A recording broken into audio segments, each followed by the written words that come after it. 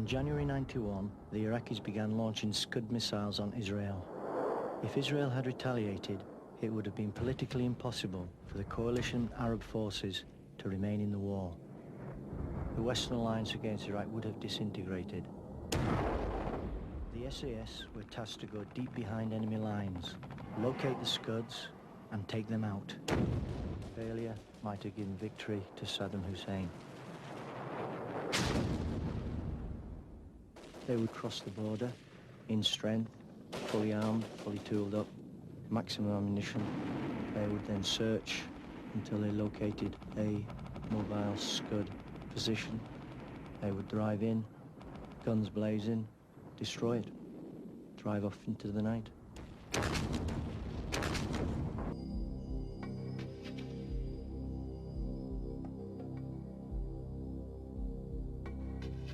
This film is about two successful missions deep behind enemy lines. Young trooper Matt's story. The first mission is about the first shot fired in anger on the ground in the Gulf War. The first kill. White-eyed, up close. Initially, they talked about us doing some form of hostage release because of all the hostages that had been taken in Kuwait and then moved up towards Baghdad. And then taskings changed throughout as the theatre actually built up. They started looking at us going into Western Iraq, deep behind enemy lines, and doing some form of search and destroy. Basically, as a disruption force to draw the attention away from Kuwait.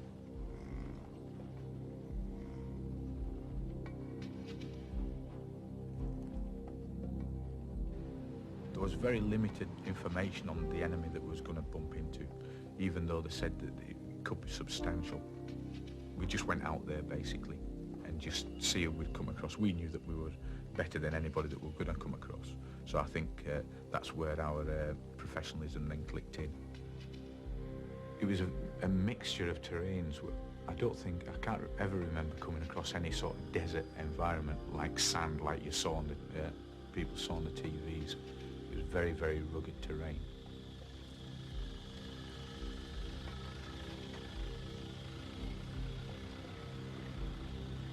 We'd been driving all night at that stage. We'd been across the border in the region of about 4 to 5 days. We'd been in as layout point as LUP for most of the day. And what we tried to do is get into dead ground, into a depression in the ground if we could, to keep concealed, especially at a great distance. We put sentries out upon the high ground, which could then identify anything coming towards us, and cammed the vehicles up, put big cam nets over the vehicles, and basically just got on with administration, cleaning weapons, sorting yourselves out, getting some food down you, and then eventually getting some sleep. The weather was, in everybody's opinion, horrific. You know, guys that had been to Norway said that they'd never ever been so cold. We didn't have the equipment and the clothing to keep us warm. I started to have a lot of cold injuries to my fingers because the gloves that we had weren't good enough. They were only very thin leather gloves, and your hands became very, very hard and very cold. As the time progressed, the skin around my fingernails started to crack on all my fingers and both thumbs, which caused a lot of pain. Especially as it got colder in the night.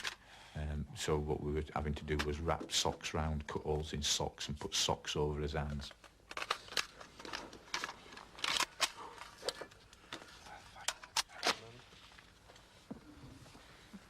Because it was that cold, you were gritting your teeth a lot more. And I cracked quite a few of my teeth at the back of my mouth because of just pure gritting my teeth. Clothing was initially very limited. We was under the impression, and our intelligence had stated that it was quite warm out there, and most of us went out with jungle combats or desert combats at the time, which turned out to be quite poor. And as normal SAS smocks, which are slightly wind resistant, but in the temperatures that we were going to come across, They weren't that good.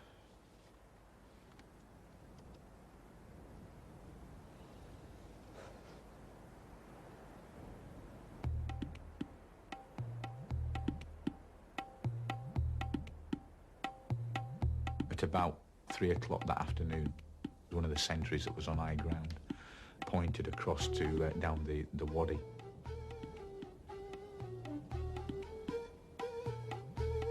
There was a vehicle coming towards us, a small jeep type vehicle.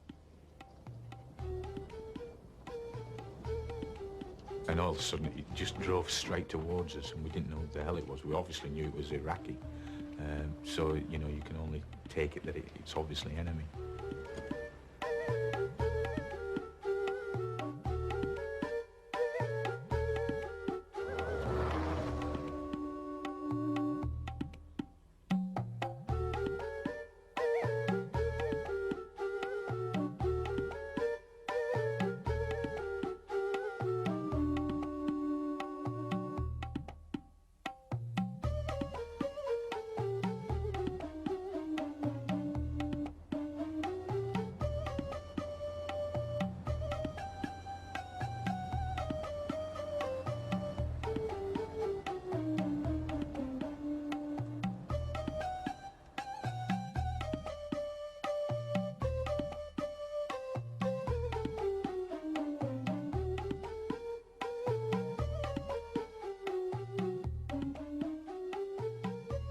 Because the immediate shock that, Jesus, there's a vehicle coming towards us,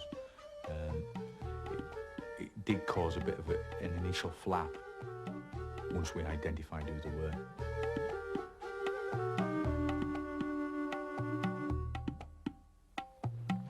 Some fuckers coming! Come on.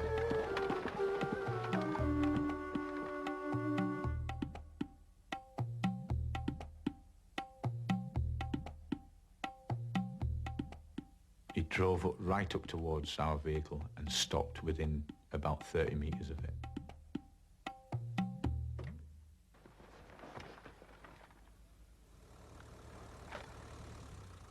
The driver got out, the commander got out, and 2 guys stayed in the back. And we was all under the cam net, getting ready to let these guys have it. And as he came towards us, I thought, Jesus, I'm going to kill this bloke. And, you know, the first kill.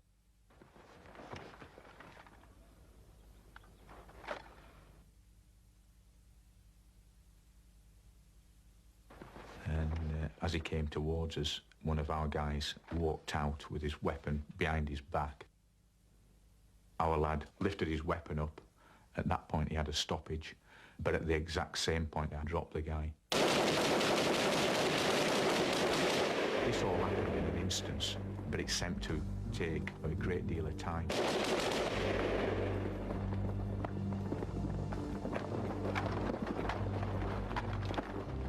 Keep him down! Bastard's been hit! Shmag him now! Shmag him! At the same time, and I'm talking literally over seconds, I got up with another guy and started moving towards the vehicle. As we got there, one lad was pulling the body out of the back, and there was a big jet of blood just spurted out, which stuck in my mind, you know, because that's the graphic detail of it. Shmag him up! Get him over to the vehicle, quick as you can! Move it!